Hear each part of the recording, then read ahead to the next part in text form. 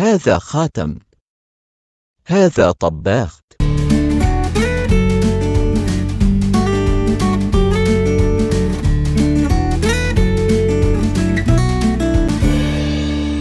Hi, welcome back. It's been a while since we were together. I hope you're doing well and enjoying learning Arabic with me. Today we're going to continue with the Arabic alphabet letters. We'll discuss the 7th letter in the Arabic alphabet.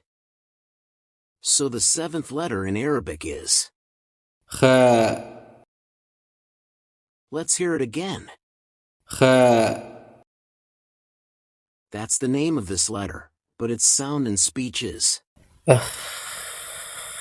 no snoring in pronunciation. It's voiceless uvular fricative sound, so you should not say. So this is not the Arabic sound, but it is a similar sound in other languages such as German and Spanish. We will see the main difference soon. Let's hear the correct pronunciation again. This Arabic letter produces a sound that is unfamiliar to English speakers.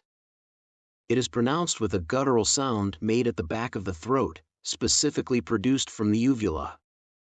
It's not exactly the same, but it is somewhat similar to the CH sound in the following German word. Bach. Another example is the sound that we hear in the first syllable of the following Spanish word.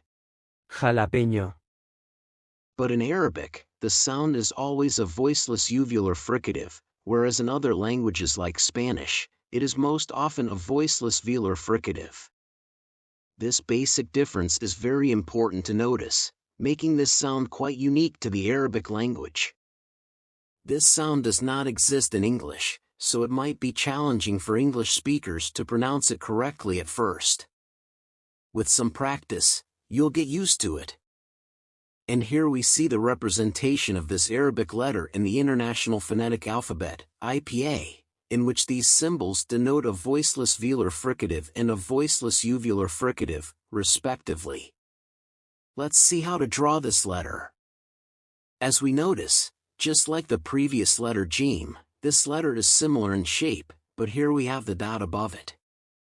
There are 4 different shapes for this letter depending on its position in a word. Initial. This is how we draw this letter when it comes at the beginning of a word. As we see in this Arabic word, خروف.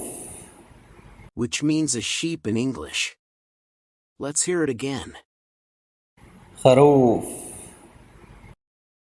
Medial.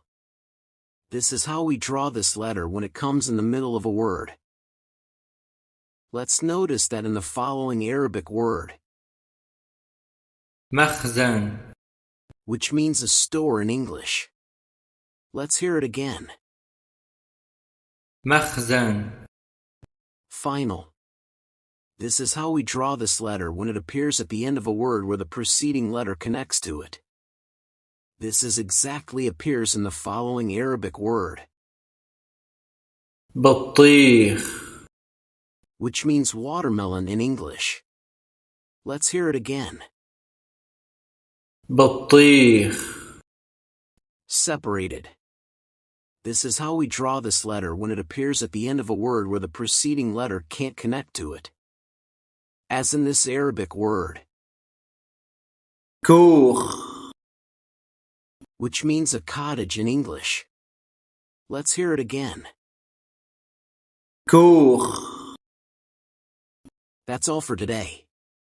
See you in the next lesson. Until we meet again, I hope you have a wonderful time learning Arabic. If you found this video useful, please like, share, and subscribe.